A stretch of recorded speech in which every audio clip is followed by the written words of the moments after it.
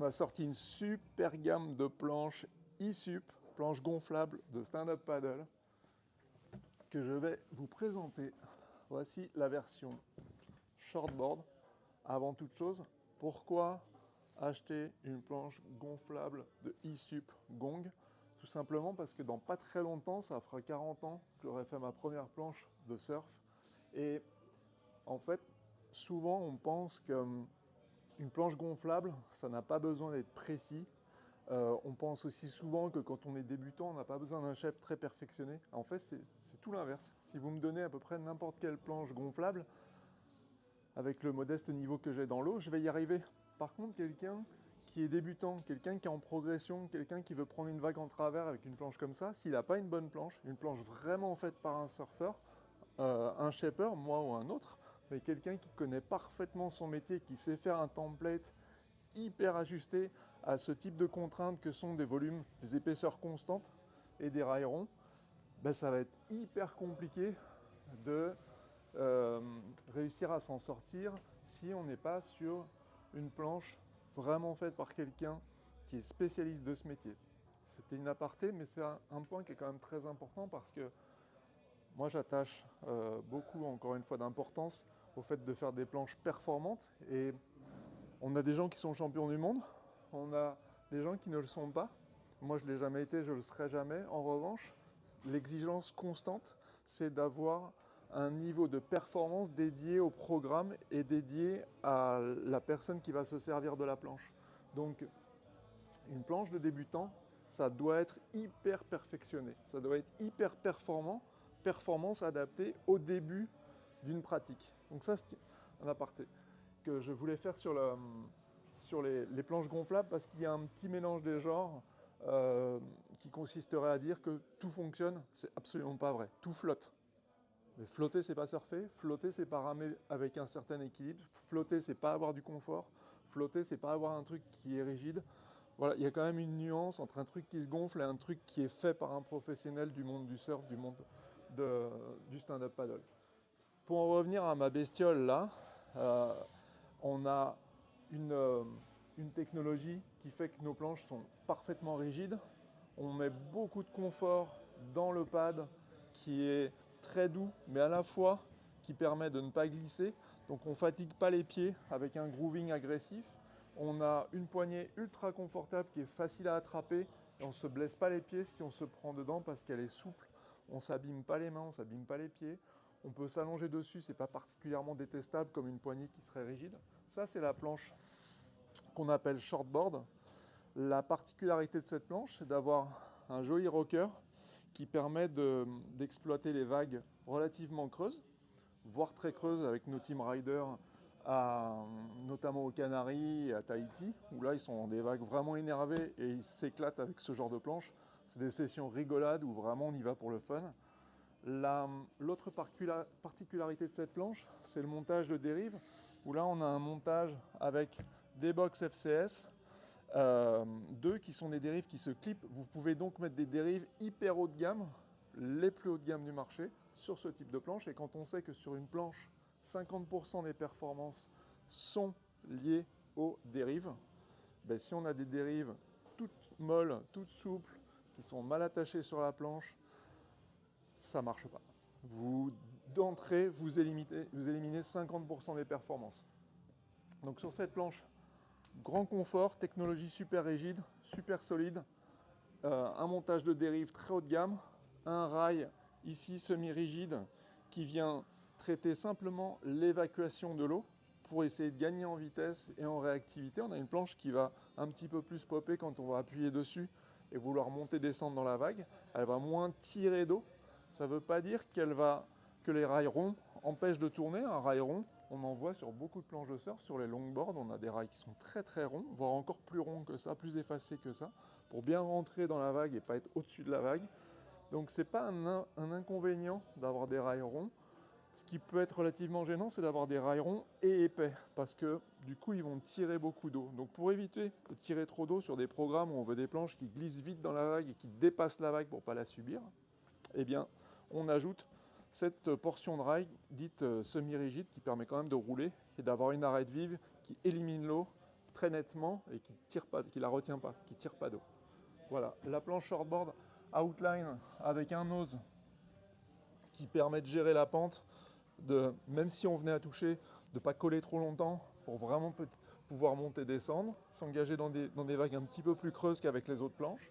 On a un tail qui participe aussi à cet effet, puisque quand vous avez un tail ici qui est rond, bah si vous avez un tail carré là, il vous pousse en avant parce qu'il vous fait flotter, il vous lève le cul de la planche.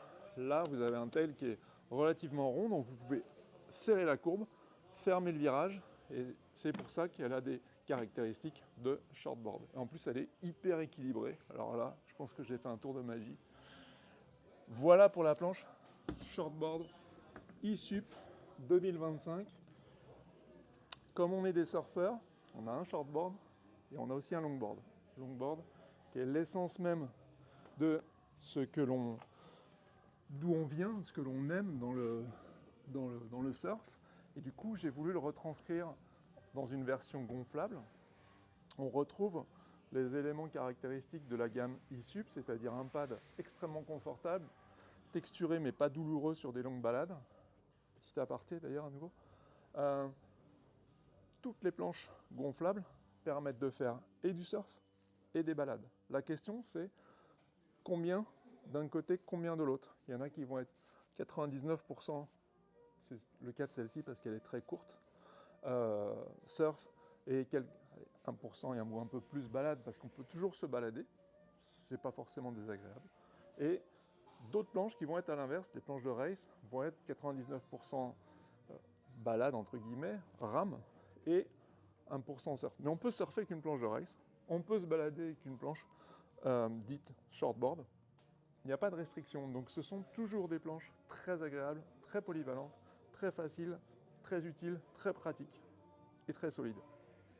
Donc la version longboard, c'est une version ultra confortable parce que on est dans les racines du surf, donc ça surfe très bien.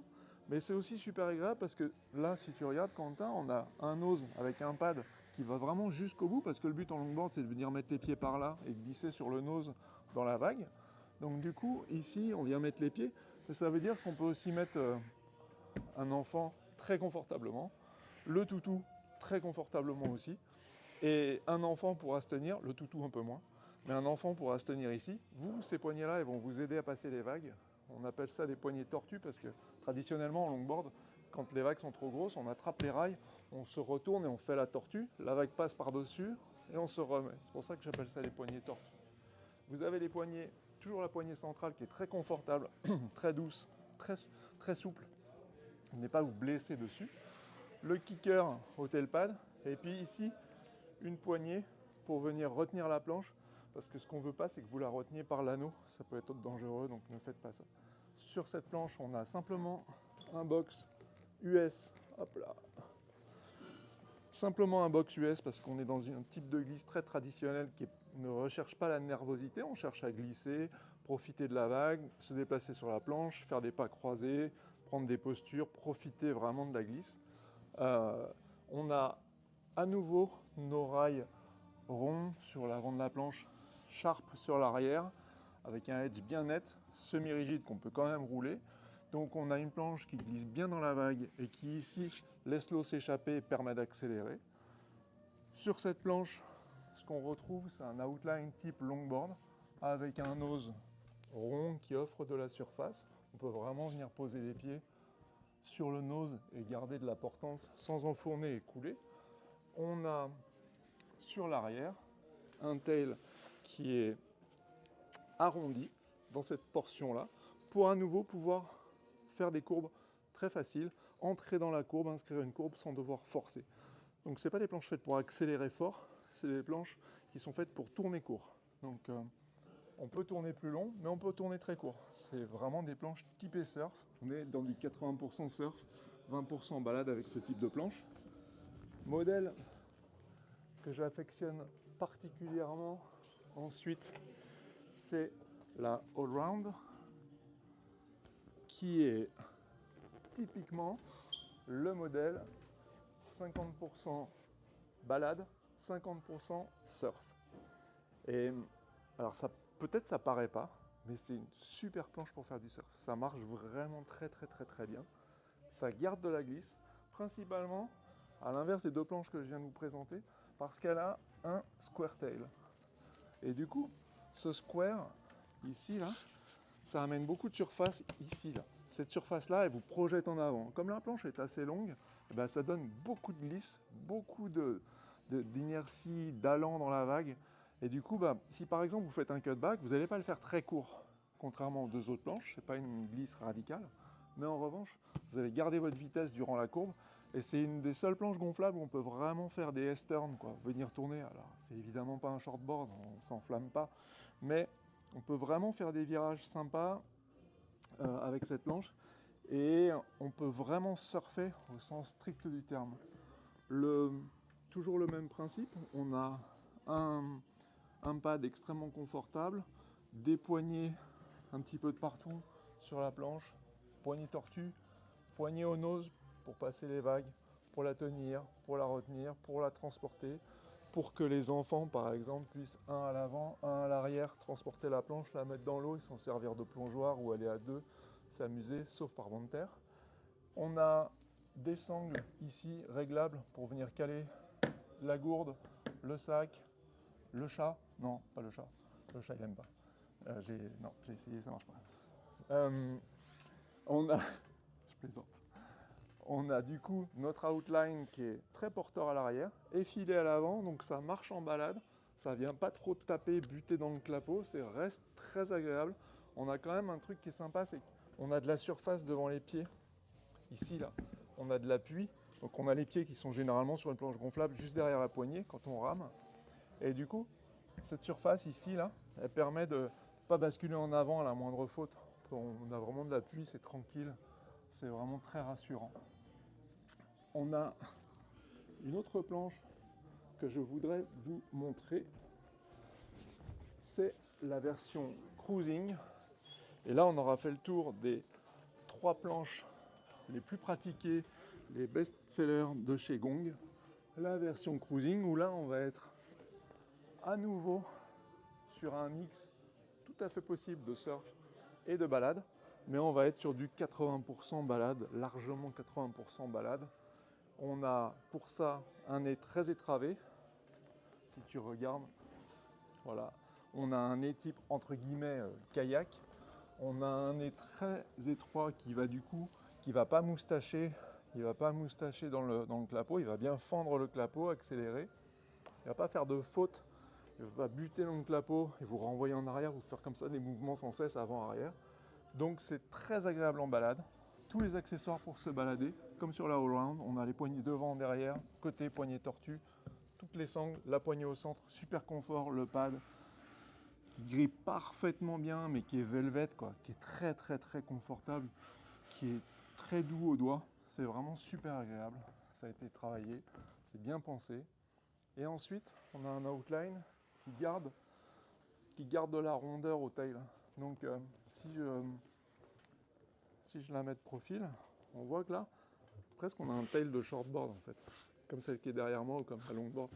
On a à nouveau assez peu de largeur ici, et du coup, on ne se fait pas déborder par la planche qui viendrait se faire soulever par l'arrière et le nez qui enfournerait. On peut vraiment glisser sur une petite vague, on part hyper tôt. Et moi, ce que j'adore avec cette planche, c'est partir ramer, aller loin, un petit peu plus loin sur la côte, là où c'est un peu compliqué d'accès. Et puis du coup, profiter de tous les petits bumps et m'amuser à glisser avec cette planche. C'est aussi une planche qui est très maniable pour aller sur des plans d'eau intérieurs, type rivière, des petits canaux où on a besoin de manier une planche. Et puis franchement, on n'a pas envie de tomber parce que des fois, il fait froid. Et du coup, eh bien, ce type de planche, ça permet vraiment de se faufiler parce qu'on a un tail rond, on n'est pas sur un modèle race qu'on a par ailleurs, mais là on est sur quelque chose qui reste maniable, très joueur, très amusant à aller positionner dans des petits bras de rivière, des petits trucs. Donc voilà, on a de la largeur au centre, ça reste très confortable, c'est très stable, on a beaucoup d'épaisseur, c'est très rigide, c'est très rassurant, on a une capacité d'emport, on peut mettre un enfant sans aucune difficulté, 5 chats, 3 chiens, sans problème, ça passe tranquille. Donc là on est sur une board qui est hyper agréable pour faire 80-90% de balade. Et puis surtout, on va se balader longtemps. On peut partir longtemps. C'est pas du tout une tannée, c'est pas contraignant. On peut se dire, allez, cet après-midi, je pars, je reviens ce soir. C'est pas, il n'y a pas de, bon, au bout d'une demi-heure, j'en ai marre, quoi. C'est vraiment fait pour aller loin. Moi, j'appelle ça des planches de franchissement. Puis après, on va sur d'autres modèles que sont la Explorer, les modèles de race pour se mettre le cardio. Mais là, on est sur un truc très cool, très récréatif, pardon, et très stable, mais qui facilite la longue distance. Alors, on a fait à peu près le tour des planches mainstream qui vont ravir le tout à chacun, et se faire plaisir sans entrer dans des programmes trop spécifiques, trop contraignants. Donc la shortboard, la longboard, la allround et la cruising. Dispo, modèle 2025, super déco. À vous de jouer.